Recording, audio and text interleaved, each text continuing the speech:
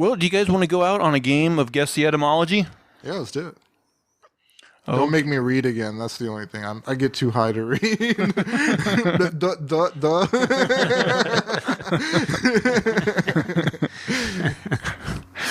People are going to love this episode. Okay, first one on the docket. Take the piss. Okay. It's just having like a row at somebody. Okay, now where does that expression come from? You're taking a piss. Well, back in the old days when people would get drunk, whoever got too drunk and fell down, they'd piss on them. All right. So origin. Back in the day when clothes were dyed with natural...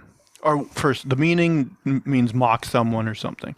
The origin. Back in the day when clothes were dyed with natural dye, stale urine was used as a mordant, which stops the natural dye from leaching out of the cloth. The textile industry needed all the urine they could get, so workers would go around and collect specially designated chamber pots full of urine for people's houses. It was probably the least desirable job at the time, so people who did it would often lie about their profession. And so the question was born from those in doubt. Really? Are you taking the piss?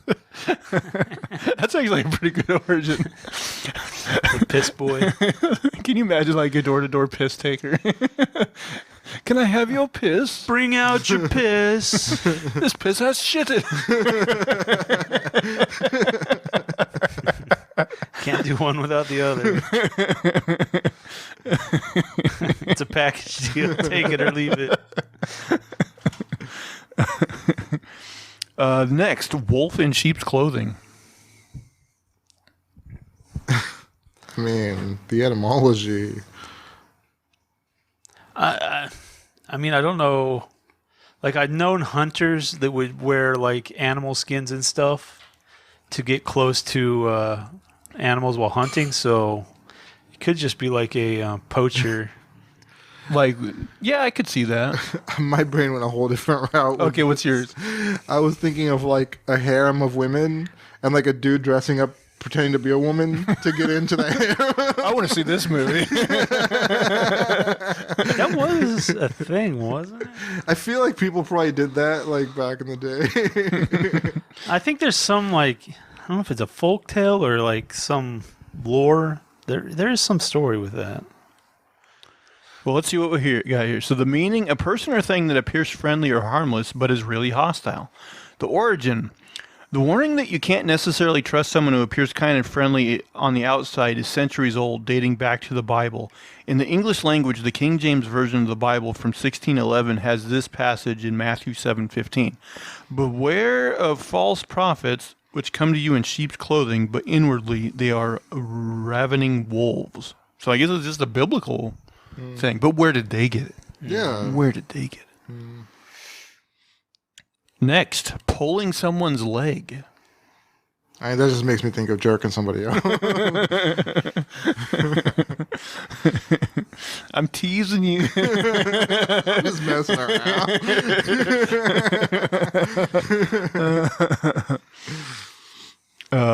So the meaning, deceive someone, playfully tease someone. Origin, while there is no evidence to back up these claims, there are two popular theories for the origins of this playful expression, neither of them particularly playful. The first relates to thieves in medieval times who apparently pulled on the legs of their victims to trip them and swiftly make off with their booty. The second theory comes from the Tyburn, the principal place of execution in ye olde England. It refers to the so-called hangers-on who tugged at the legs of people being hanged to give them a mercifully swift death. Neither of these theories are really plausible, however, so the search for the true origin continues. Well, that doesn't help us. Why did they put this one on the list? It's our responsibility to find out now. Yeah, our quest to find it. The next, let your hair down. Rapunzel? I don't know. Like, Decent guess. You got one? I mean, I think of literally letting your hair down. Meaning, behave uninhibitedly. Origin. It was an important rule between Parisian nobles to wear elaborate hairdos while in public, and some of the looks required hours of long work. Clearly, a moment of taking your hair down after a long day became associated with a relaxing ritual. So, yeah. Next, to sell someone down the river. Oh, that comes from slavery, I think. Like where they would sell like a family member, like just to the next farm down the river or something. Okay, let's see. Well, they float him down the river, right? where apparently, like the further south you go, the worse it was. The meaning, betray someone, especially so as to benefit oneself. Origin, the idiom comes from the 19th century in the southern states of America. During this period, it was already illegal to import slaves, so there would be internal trades where people would ship slaves down the Mississippi River and sell them at the market. For this reason, selling someone down the river symbolizes betraying someone and using them for your own good. So yeah, exactly right. Next, read the Riot Act. I'm looking at your phone, so it's a real act, I guess.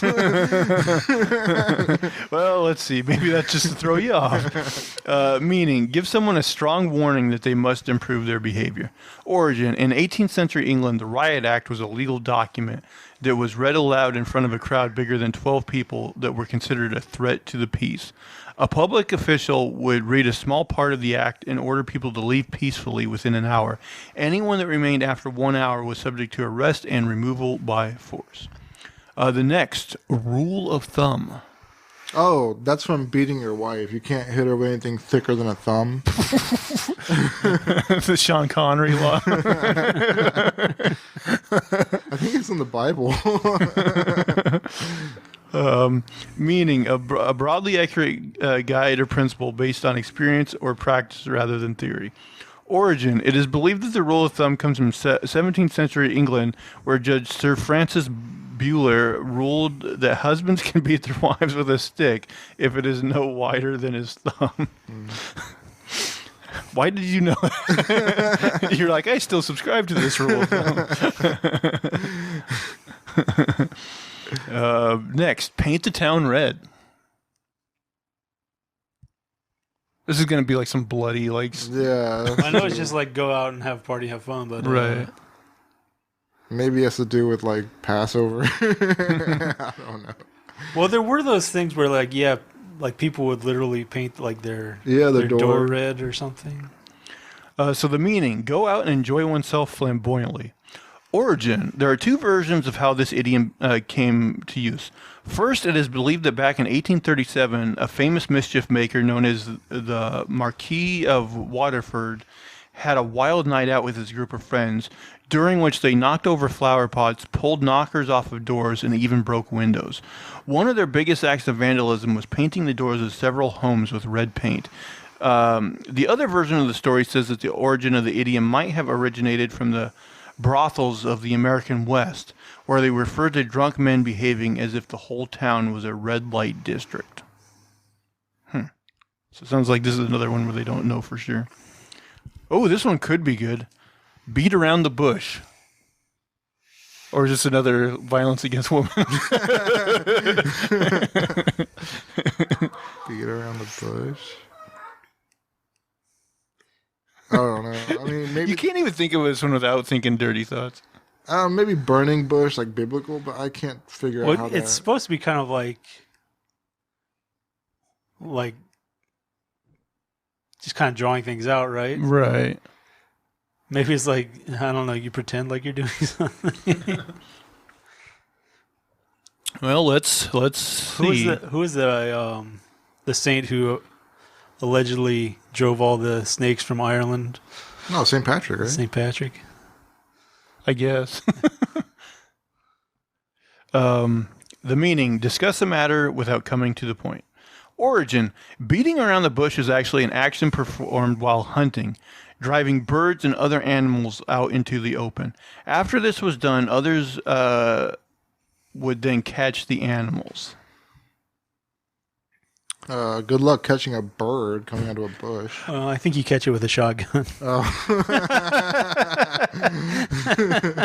But how did that translate into this being, the meaning of that phrase? It doesn't seem like... Yeah.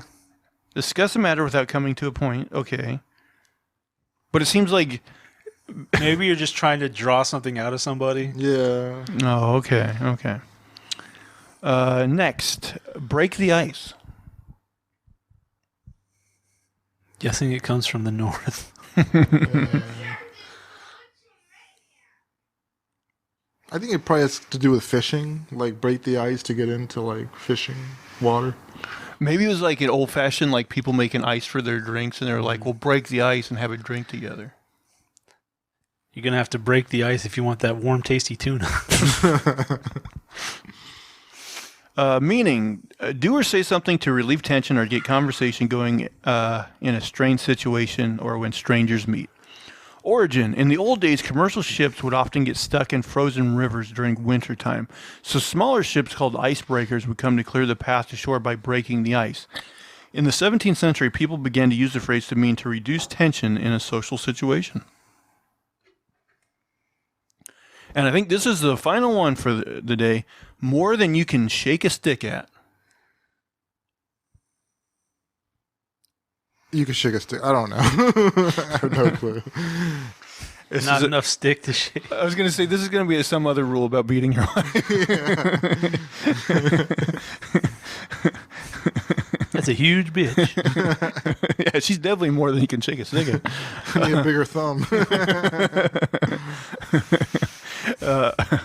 Meaning a large amount or quantity of something. Origin. This idiom was born when farmers who wave sticks to herd sheep would have more sheep than they can control.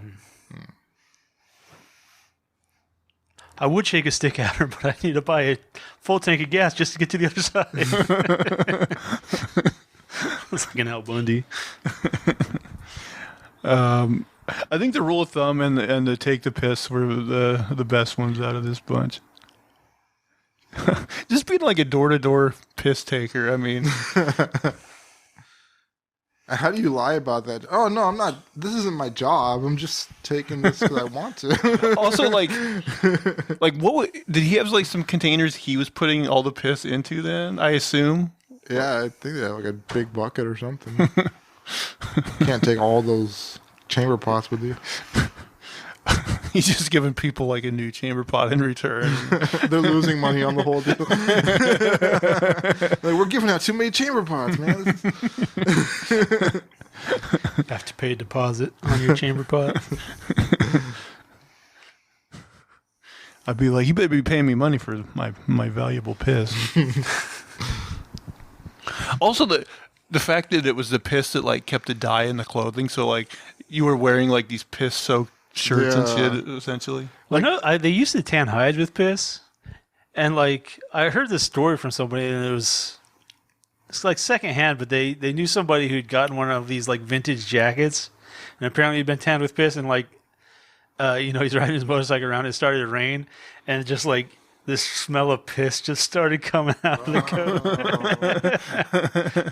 Nice. It's like that's not something you want.